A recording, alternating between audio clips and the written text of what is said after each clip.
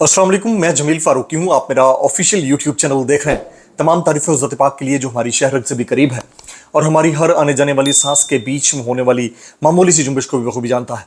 और तमाम दुरूद पाक नबी आखिर ज़मां हज़रत मोहम्मद मुस्तफ़ा अहमद मुज्तबा सल्लल्लाहु अलैहि वसल्लम की ज़ात पाक के ऊपर जो वजह तख्लीक़ कायनात हैं, जिनकी वजह से हम हैं, जिनकी वजह से ये कुल कायनात है। सड़कों पर दमादम मस्त कलंदर का फैसला किया गया है। जो पॉलिटिकल क़यादत पाकिस्तान तहरीक इंसाफ की इस वक्त जेल के अंदर मौजूद है, वो इस बात के ऊपर मुत्तफिक है कि अगली जंग जो है वो सड़कों पर लड़ी जाएगी, अवाम की हिमायत से लड़ी जाएगी, किसी से बातचीत नहीं की जाएगी। जबकि वो मरकजी क़यादत जो इस वक्त जेल से बाहर है और बयानात देती फिर रही है, उनके बयानात का मवाजना करना भी बहुत ज़रूरी है। आज मुतअद्दिद स्टेटमेंट्स आए हैं, मैं उसका डायसेक्शन करना चाहूँगा। इसके अलावा आज जो मेरा व्लॉग है ज़रा डिफरेंट होने जा रहा है, क्योंकि काजी फायज ईसा साहब की मुमकिना मुद्दत मुलाजमत में तोसी, चाहे वो किसी भी तरह से हो, वो किस तरह से असरअंदाज हो सकती है आने वाले सिस्टम के ऊपर, सेटअप के ऊपर। क्या ये जो 8 सितंबर वाला मामला हुआ है, उसके बाद 9 और सानिया 10 सितंबर हुआ है, इसके बाद हालात और वाकयात तब्दील हुए हैं या इनकी डायरेक्शन वही रहेगी जो मैं अपने गुज़िश्ता व्लॉग्स में बताता रहा हूं कि सितंबर, अक्टूबर, नवंबर इंपॉर्टेंट है, उसके बाद चीज़ें चेंज होने जा रही हैं। तो अब क्या उसमें कोई तब्दीली आई है, नहीं आई है? मेरी नज़र में एक ड्रास्टिक चेंज है, एक ड्रास्टिक शिफ्ट है, जिसका फ़ायदा किसे होगा, नुकसान किसे होगा, ये तो मुझे नहीं पता, लेकिन हालात उससे बहुत ज़्यादा तब्दील ज़रूर हुए हैं। उसकी क्या रीजंस हो सकती हैं? क्या मजीद गिरफ्तारियां होने लगी हैं, नहीं होने लगी? कप्तान का या इमरान खान साहब का मिलिट्री ट्रायल जो है वो हो सकता है या नहीं हो सकता है? मजीद गिरफ्तारियों के हवाले से भी कुछ अपडेट्स हैं, उसके ऊपर भी मैं बात करूंगा। क्या ये सिर्फ सियासी कायदीन की हद तक रहेंगी या एंकर्स, यूट्यूबर्स या सहाफ़ी भी इसके रगड़े में आ सकते हैं? और अबूरी सेटअप वाला फार्मूला क्या अब भी कारगर साबित हो सकता है?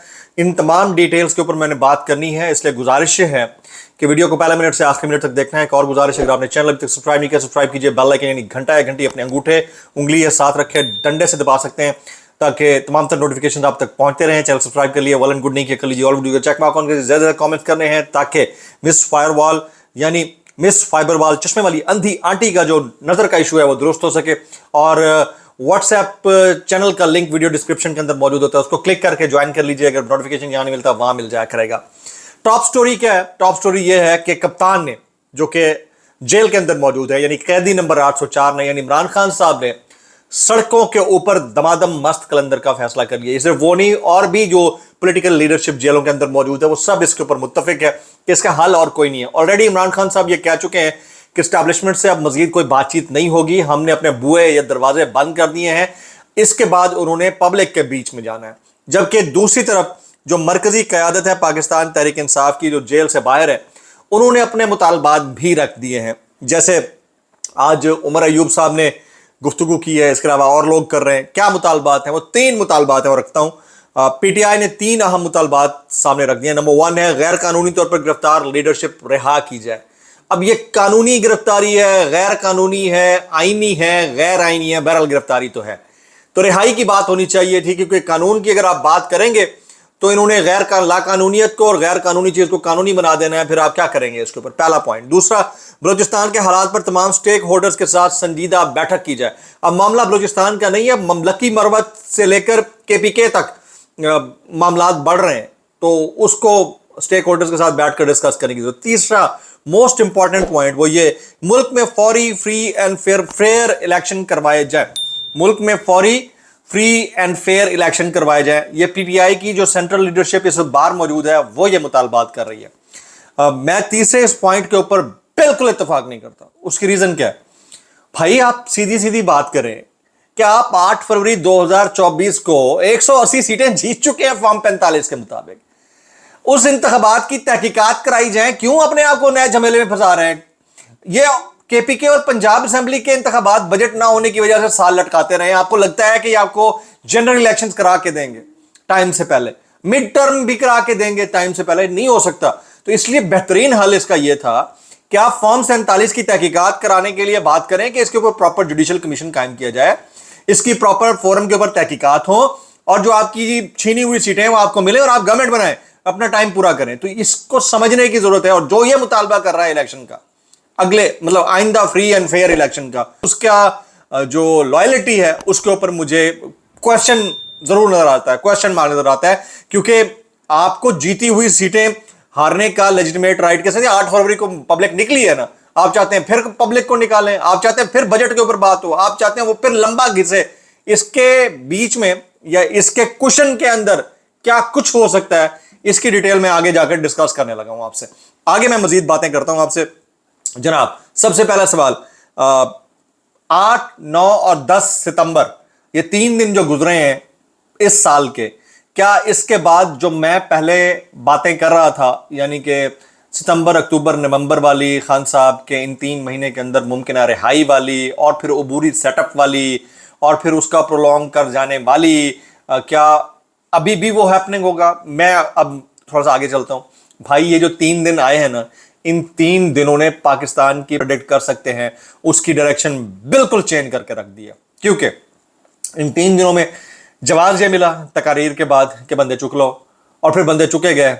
پھر جواز یہ ملا کہ ترمیم کر لو, کیونکہ یہ آلریڈی ہو سکتا ہے کہ یہ ساری چیزیں پلان ہو, ترمیم کر لو. اور پھر چیف جسٹس صاحب کا ایک بیان آنا, اس بیان کے بعد پھر اس کی وضاحت آنا, اور پھر یہ نظر آنے لگ جانا کہ چیف صاحب جو ہے, قاضی فائز عزت صاحب جو ہے, وہ ابھی مزید 2-3 سال اور رہیں گے. اور اگر یہ ہو جاتا ہے, اگر قاضی فائز عزت صاحب بطور چیف جسٹس کنٹینیو کر جاتے ہیں مزید 2-3 سال, تو پھر مجھے جو ہے فی الوقت ابھی ایز آف ناؤ یہ سیٹ اپ جاتا ہوا دکھائی نہیں دیتا. یہ وہ اس وقت تھا جب قاضی فائز عزت صاحب چلے جاتے اور جو حالات اور واقعات ڈیولپ ہو رہے تھے اس کے مطابق لگ رہا تھا کہ نیا چیف جسٹس ہوں گے, جسٹس منصور علی شاہ ہوں گے. اگر جسٹس منصور علی شاہ صاحب آ جاتے ہیں تو ہو سکتا ہے کہ کچھ انکوائری کمیشنز بن جائیں اور حالات کا رخ بدل جائے. لیکن اگر قاضی فائز صاحب کسی بھی طرح سے مدت ملازمت میں توسیع لینے میں کامیاب ہو جاتے ہیں تو پھر حالات بالکل مختلف ہوں گے, یکسر مختلف ہوں گے. پھر یہی شہباز حکومت والا سیٹ اپ کچھ عرصہ اور چلے گا, زیادہ نہیں لیکن کچھ عرصہ اور چلے گا. اس دوران مزید گرفتاریاں ہوں گی سیاسی رہنماؤں کی, اس دوران مزید اینکرز, یوٹیوبرز اور صحافیوں کی بھی گرفتاریاں ہوں گی. اس دوران ایک چیز جس کے اوپر لوگ مسلسل سوال اٹھا رہے ہیں کہ کیا خان صاحب کا ملٹری ٹرائل ہو سکتا ہے, تو حالات بالکل ادھر ہی رخ اختیار کر رہے ہیں. اگر یہ قاضی صاحب جو ہے نا, وہ ان کو مدت ملازمت میں توسیع مل جاتی ہے تو بالکل پھر جو اسٹریٹ لائن ہے وہ ادھر ہی جاتی ہے کہ ہو سکتا ہے خان صاحب کے کیسز کا جو دائرہ اختیار ہے وہ ملٹری کی عدالتوں کو دے دیا جائے اور اس کے بعد ان کی سماعتیں وہاں پر ہوں. یہ ہو سکتا ہے. اس سے بچا کیسے جا سکتا ہے, یہ آگے اس کے اوپر میں مزید بات کروں گا. اچھا, پھر اگلا جو موسٹ امپورٹنٹ سوال ہے, اس سے بھی بڑھ کر بڑا سوال, وہ کیا عبوری سیٹ اپ والا جو فارمولا میں نے بتایا تھا کہ وہ آ سکتا ہے, وہ آئے گا. لیکن اب اس میں تھوڑا سا ٹائم مل گیا, کوشن مل گیا. اب عمران خان صاحب رہا ہو سکتے ہیں. مجھے اب ایسا لگتا ہے کہ یہ جو تقاریر ہوئی ہیں, یہ جو جلسہ ہوا ہے, اور جلسے کے بعد جو گرفتاریاں ہوئی ہیں, اور قاضی صاحب کی مدت ملازمت میں توسیع کے حوالے سے جو باتیں چل رہی ہیں, اور پھر جو آئین میں ترمیم اور قوانین میں ترامیم کے حوالے سے جو قومی اسمبلی کا اجلاس جاری ہے, اس کے بعد مجھے ایسا لگتا ہے کہ اب جو تھوڑی بہت رمق یا امید تھی اس میں ابھی تھوڑا اور ٹائم آ گیا ہے, یعنی تھوڑا لنگر آن ہو جائے گا. انتخابات کا مطالبہ کیوں کیا جا رہا ہے؟ انتخابات کا مطالبہ کرنے کے حوالے سے کہیں سے بھی کسی کو تھپکی ہو سکتی ہے کہ آپ یہ مطالبہ رکھیں. اس کی وجہ میں بتا دیتا ہوں. جو بھی یہ مطالبہ رکھے گا اس کے آگے ایک اور مطالبہ رکھ دیا جائے گا. یہ میری انڈرسٹینڈنگ ہے, یہ میرا انالیسس ہے, کوئی اسے ڈس ایگری کر سکتا ہے. بھائی فرض کیا پاکستان تحریک انصاف کی مرکزی لیڈرشپ جو بار موجود ہے مطالبہ کرتی ہے کہ ہمیں فری اینڈ فیئر الیکشن چاہیے 2025 کے اندر شروع میں, تو دوسری طرف سے مطالبہ آ جائے گا کہ جی ہم انتخابات کرواتے ہیں تو آپ کو کیا یقین ہوگا یا آپ ان کو نتائج کو مان لیں گے؟ تو کہا جائے گا کہ جی آپ ای وی ایم لے آئیں, ریفارمز کر لیں, یہ کر لیں, وہ کر لیں جو ہم کرنا چاہ رہے تھے. تو اس کے اوپر سامنے سے مطالبہ آئے گا, ٹھیک ہے پھر جو کیئر ٹیکر سیٹ اپ آ رہا ہے اس کو 3 مہینے کی بجائے 6 مہینے کر دیتے ہیں یا 4 مہینے کر دیتے ہیں تاکہ یہ ریفارمز ہو جائیں اور تمام جماعتیں اس کے اوپر متفق ہو جائیں. اور مجھے ایسا لگتا ہے کہ اس میں بشمول باقی جماعتوں کے پی ٹی آئی کے کچھ لوگ بھی آن بورڈ ہوں گے, ٹھیک ہے آپ ریفارمز کریں, ہم بیٹھے ہیں. اور اس میں سیٹ اپ کے لیے کچھ نام جو ہیں وہ زیر غور ہیں. ابھی ایک اور نام بھی ابھر رہا ہے, میں جو زیر غور نام ہے وہ آلریڈی بتا چکا ہوں. ایک ہیں جناب ڈاکٹر مشاہد حسین سید صاحب, دوسرے ہیں محسن نقوی صاحب, تیسرے ہیں شاہد خاقان عباسی صاحب, اور چوتھا نام ہو سکتا ہے فیصل واڈا کا. یہ ابھی کی لیٹسٹ ہے جو میں اسیس کر رہا ہوں حالات اور واقعات کو, مجھے ایسا لگتا ہے. تو اس نہج کی طرف جانے کی ضرورت کیا ہے؟ آپ کیوں کر رہے ہیں مطالبہ کہ آپ کو جو ہے نا دوبارہ سے انتخابات چاہیے؟ بھائی आप सीधा सीधा मुतालबा करें कि 8 फरवरी 2024 को जो हमने 180 सीटें जीती थी, जिससे हमारी गवर्नमेंट बनती थी, पीएम हमारा बनता था, वो सीटें हमें वापस चाहिए। हमें फॉर्म 47 की तहकीकात करा कर दी जाए, हमें फॉर्म 45 वाली सीटें दी जाए। सीधा सीधा गल मुकाओ, इसके अलावा दूसरी बात नहीं बनती। और आपको लगता है कि जिन्होंने दो असम्बलियों के बजट को जवाज बनाकर के कौमी असम्बली के इंतखाबात और उनके इंतखाबात एक साथ हो सकते हैं, एक साल लटकाए रखा और उन दो असम्बलियों के इंतखाबात नहीं हो सके, आपको लगता है कि वो आपको मिड टर्म इंतखाबात करा कर देंगे, या आगे होगा। और मुल्क के हालात इकोनॉमी के उस वक्त ऐसे हों जब आपके पास पैसे नहीं है, जब आप दिया हुआ रिलीफ सब्सिडी की सूरत में वो वापस ले लेते हैं आईएमएफ के कहने के ऊपर, जब आपके सर के ऊपर तलवार लटक रही है कि अगर आपका आईएमएफ प्रोग्राम बहाल नहीं होता तो आपका डॉलर 300 से ऊपर जाएगा ही जाएगा, इस सूरत हाल के अंदर आपको लगता है कि आपको नए इंतखाबात करा कर दे देंगे, तो मेरे ख्याल में आप अहमकों की जन्नत में रहते हैं और आप किसी गलत ट्रैक के ऊपर हैं। This is what all I have to say. इसके हवाले से आज कौमी असम्बली के अंदर कुछ खिताबात हुए हैं, जैसे बैरिस्टर गौर साहब ने खिताब किया। उन्होंने कहा कि आपने हमारी ख्वातीन पर FIRs की, यहाँ खैबर पख्तूनख्वा से ताल्लुक़ रखने वाली अपोजिशन की ख्वातीन MNAs बैठी हैं, वफाकी वजीर बैठे हैं, हम भी KP में उन पर FIRs करें तो आप क्या कर सकते हैं? ज़रा 300 किलोमीटर दूर है, कुछ भी हो सकता है। जब तक सानिया 10 सितंबर की तहकीकात नहीं हो जाती, हम ऐवान की कार्रवाई में शिरकत नहीं करेंगे। जब तक सानिया 10 सितंबर के ज़िम्मेदारान के खिलाफ कार्रवाई नहीं होगी, हमारे 10 मेंबरान से ज़्यादा ना इजलास में आएंगे ना कमेटियों में शिरकत करेंगे। बैरिस्टर गौहर ने यह ऐलान किया। फिर उन्होंने कहा कि वज़ीर दाखिला ने कहा है दहशतगर्द एक SHO की मार है। मैं कहता हूँ ये हुकूमत एक जलसे की मार है। चेयरमैन PTI बैरिस्टर गौहर का कौमी असम्बली में इजहार ख्याल। बतौर चेयरमैन मैंने हमेशा कहा कि मुज़ाकरात होने चाहिए, रास्ता निकलना चाहिए। हम मुल्क के लिए मुज़ाकरात की बात करते हैं, हमारी इस बात को कमज़ोरी मत समझा जाए। फिर महमूद खान अचकज़ई साहब ने भी बात की। उन्होंने कहा कि अली अमीन गंडापुर ने कोई गैर कानूनी बात नहीं की थी, उसको गिरफ्तार कर लेते, उसका बहाना बनाकर पार्लियामान पर हमला काबिल कबूल नहीं है। ये महमूद खान अचकज़ई साहब ने कहा है। अली मोहम्मद खान ने भी खिताब किया। उन्होंने कहा पार्लियामेंट में घुसकर अराकीन को उठाने वाले नकाब पोश लोग पुलिस के नहीं थे। मैंने IG साहब से पूछा, उन्होंने कहा ये पुलिस के लोग नहीं थे। उन्होंने कहा कि हमारा पीछा छोड़ दें, हमें अपना काम करना दें और वो लोग सरहदों पर जाएं, अपनी ड्यूटी से अंजाम दें। ये वाला जुमला उनका पार्लियामान की कार्रवाई से हज़फ करवा लिएगा।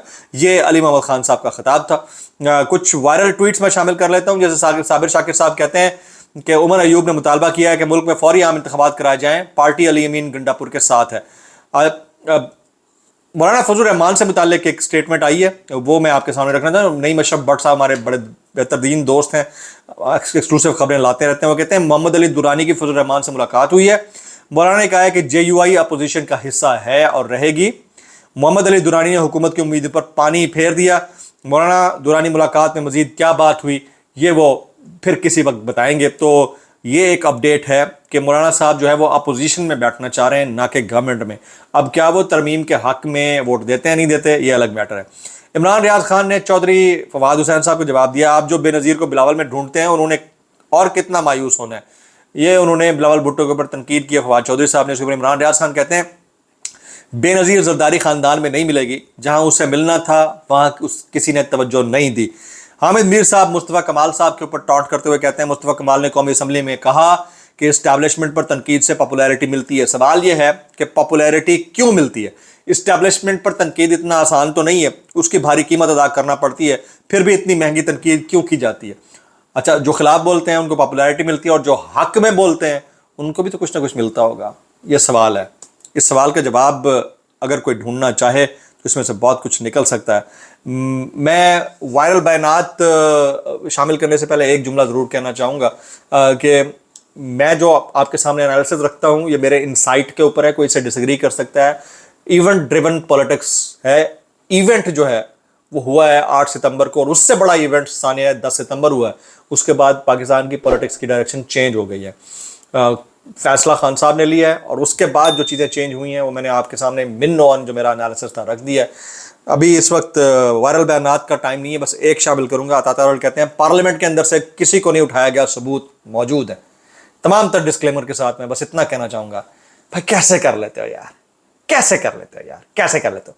व्लॉग से इतना ही। सब्सक्राइब कीजिए, बेल आइकन की दुआ में याद रखिएगा। अस्सलाम वालेकुम रहमतुल्लाहि व बरकातुहू।